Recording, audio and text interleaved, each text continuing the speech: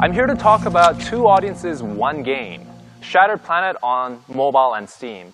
I'm going to discuss how Kitfox Games as a small studio was able to successfully transition our free-to-play mobile title into the PC Steam market. Just to talk about the team really briefly, we're a four-person studio based in Montreal, two programmers, one artist, one designer. And even though all the team members had a previous game development experience, this was the first time we worked together as a team. What happened was we were applying for a game business incubator called Execution Labs. And what Execution Labs provides is 9 months full-time development funding for releasing a free-to-play mobile title. This is why Shattered Planet was conceived as a free-to-play mobile game first, then transitioned to a PC Steam game later. I'm going to quickly play a trailer for you of Shattered Planet. So Shattered Planet is a space exploration-themed roguelike that's different every single time you play. It's made in Unity, and what we wanted to do is create a game that focuses on exploration, discovery, and curiosity. And we're very much inspired by sci-fi IPs, old and new.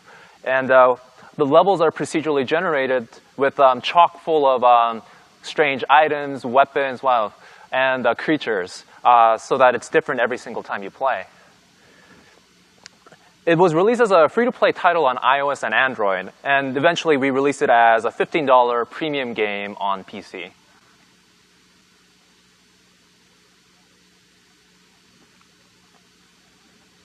As far as our development, we spent 6 months making the core version of the game.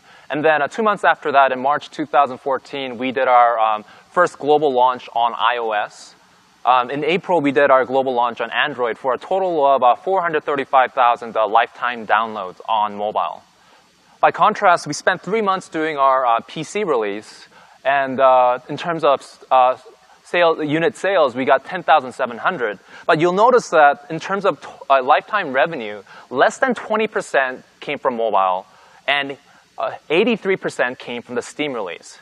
And you might wonder at this point, well, why don't you just make a PC Steam game to begin with? Well, technically, we didn't have an option. But in retrospect, what I find is that I don't think we would have had the exposure. I don't think we would have had the traction necessary to get that outcome on Steam if we didn't start on mobile first. Because we were able to leverage the strength of each market, we were able to build Kitfox as a brand and have a successful Steam launch. In terms of installs, just to show you, visualize the difference, the initial Apple featuring was the biggest spike for us, followed by the Google Play featuring, and the second Apple featuring, which was around the time of the Steam launch. But you'll notice that the actual units of the Steam launches compared to the mobile launches is tiny. But most of our revenue, good 40% of our revenue came from that first month on Steam. So what I want to emphasize is that for us, that window was critical. That maximizing that launch was absolutely critical to our strategy. So in terms of the 4 pillars of our process, even from the concept phase, making sure it's accessible for mobile, while having the optional depth to expand upon for your eventual Steam release was very important. So from the get-go, thinking about Steam ahead.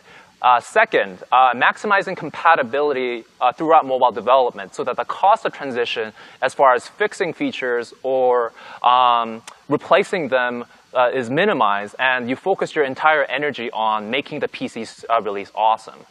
And the third is, during your mobile release, helping transition the community from your mobile fan base to your future PC fan base. And finally, straight up making it as awesome Steam game as possible, making no excuses for anyone to say this is a mobile port. No, this is a PC Steam game, period. So starting with the concept here, when we were designing Shattered Planet, we were focusing on mobile. At the time, we weren't entirely sure what opportunity we would have for releasing on Steam. But we were aware of it. If the opportunity came up, we wanted to do it. That said, we were very aware of the needs of the mobile market as well.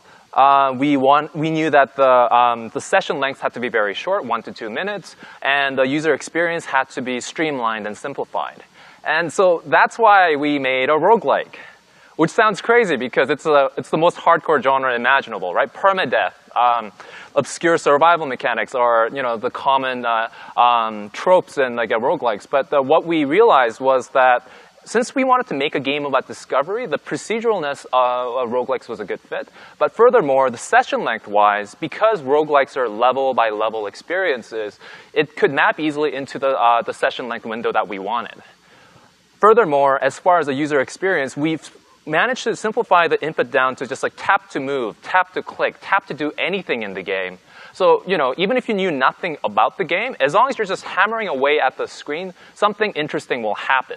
And whether that's good for you or not is a different question, but we were able to reduce the complexity of what's traditionally expected of a roguelike down to a workable mobile experience. As for handling the pain of permadeath, we mitigated it by having a permanent stat progression system similar to Rogue Legacy, if you guys played it. So like, you notice that the yellow currency on the screen, that's the scrap, that's the soft currency. And when you die, you don't lose your scrap. You don't lose any of your currency. So you're always making some sort of progress each time, even if that particular character dies. As for developing that optional depth, because the game is procedural, any sort of mechanic that we added to the game really had like a huge, it added much more to longevity compared to something that's very content-driven.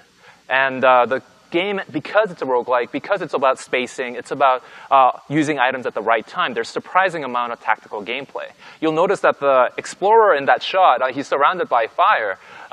If you use the fire gun effectively, then you're able to clear most stages with grass by a single shot because the fire will keep spreading and spreading and spreading. But if you make a mistake, you can trap yourself like that as well. So there's a lot of nuance there that we could build on if we so choose, and that opportunity came later. Given that the concept is great, now we have to look at the development process. And throughout development, you have to maximize compatibility. You have to ask yourself, would my game control just as well, if not better, on PC?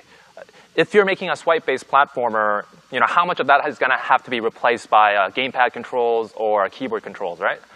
In our case, as I mentioned, we simplified everything down to a single tap or two for gameplay input as well as UI interactions. So throughout development, it was fully playable on PC.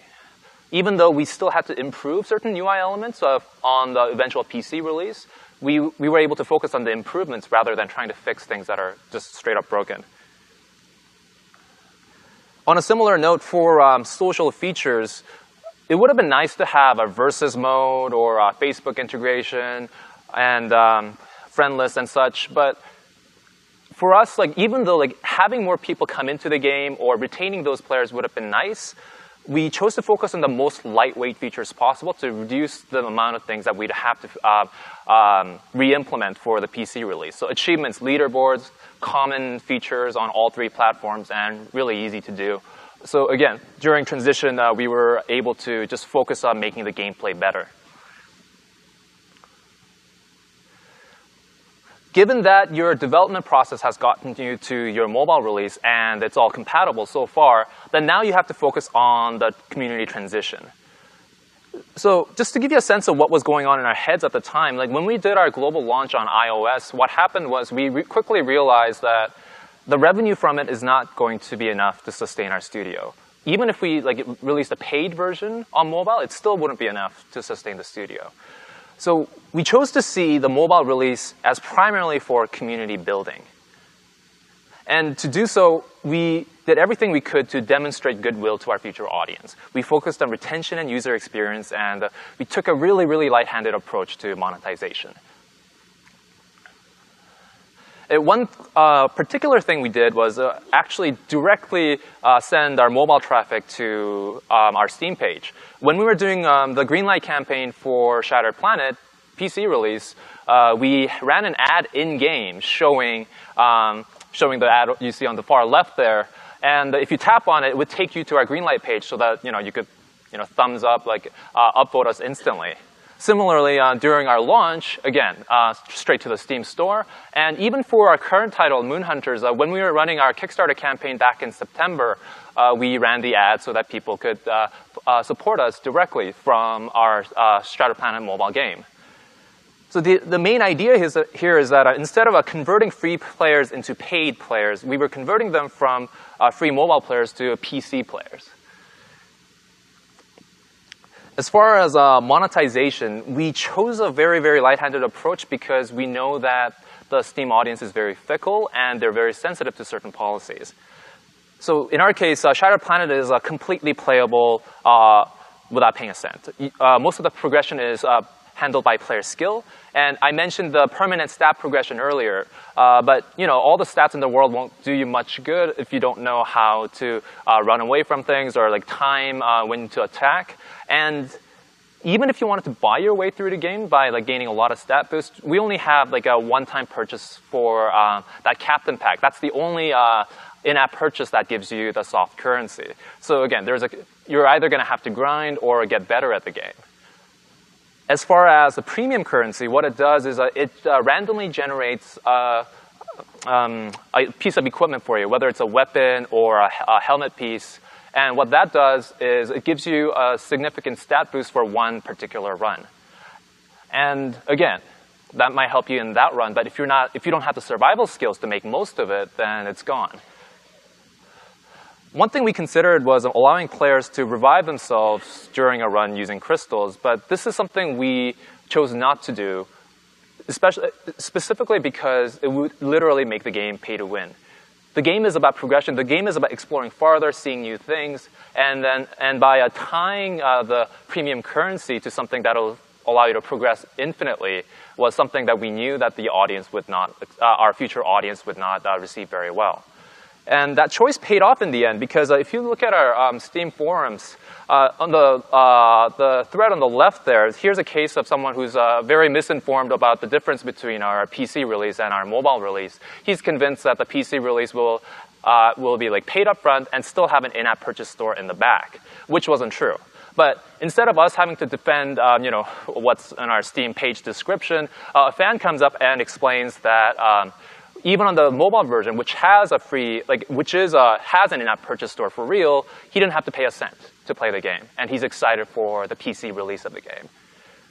In the second case there, he's someone who's compared the value proposition of the PC release versus the free mobile release, and decided that it's not worth it. And he's responded by a fan who says that, in his experience, that because the free version didn't force him, didn't pressure him to pay anything, he's really excited for the PC release and is willing to buy it.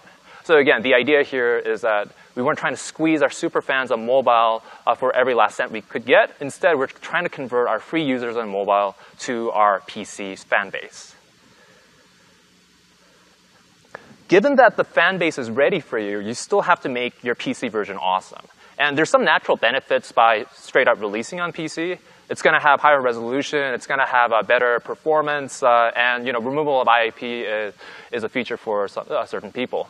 That said, you still have to add meaningful features based on PC players' expectations and fan feedback.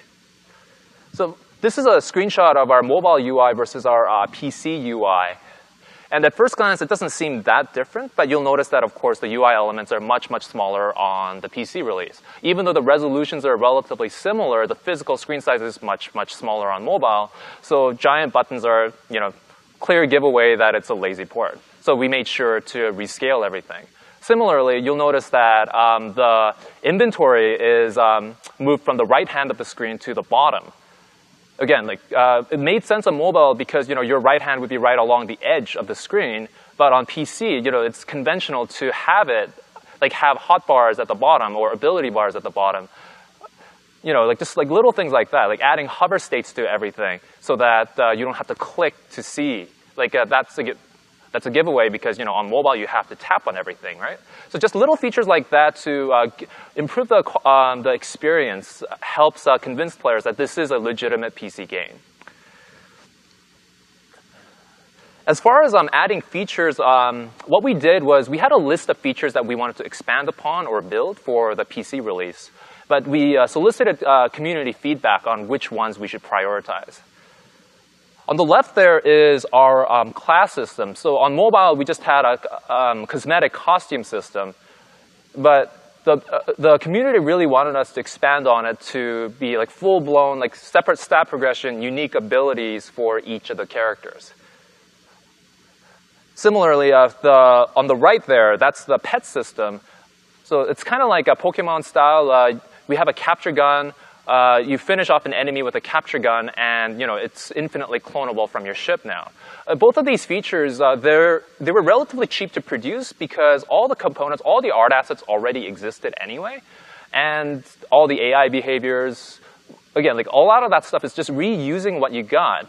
But because it's like from the community, it's something that community wanted to begin with, it gave us the biggest bang for our buck. As far as what we're doing now, like how are we applying those lessons now?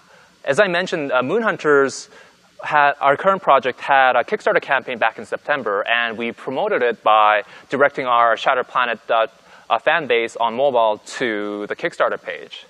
As for future plans, Moon Hunters is releasing PC, PS4, and PlayStation Vita, but we're going to release a companion app to demonstrate the myth-building mechanics of the game and to bring that audience back to our premium release, which would be on Steam and PS4 and PS Vita. So to conclude, the particular strategy we took of going from free-to-play mobile to PC, what it did for us is generate great amount of exposure and traction that we otherwise could not have gotten. And to take the most advantage of that situation, the core of our process was converting free players into our Steam fan base. To do so, you have to demonstrate goodwill. You have to demonstrate that the game has added value. And to make the most of that, like to demonstrate, to add that value efficiently, you have to be aware of that transition from the beginning. Like from the concept phase, from the development phase, you have to be aware that you're making mobile first, but eventually it'll release on Steam. So that's all I got. Thank you very much. Please follow us at Kitfox Games on Twitter. Thank you.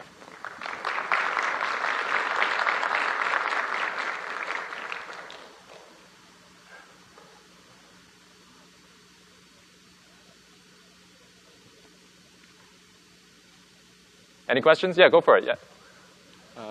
Hi. Oh. Do you have numbers how many players went from your mobile version to your PC game?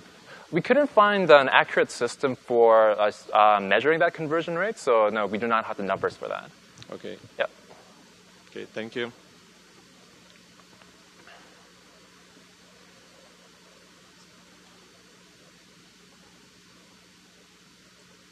No other questions? Thank you.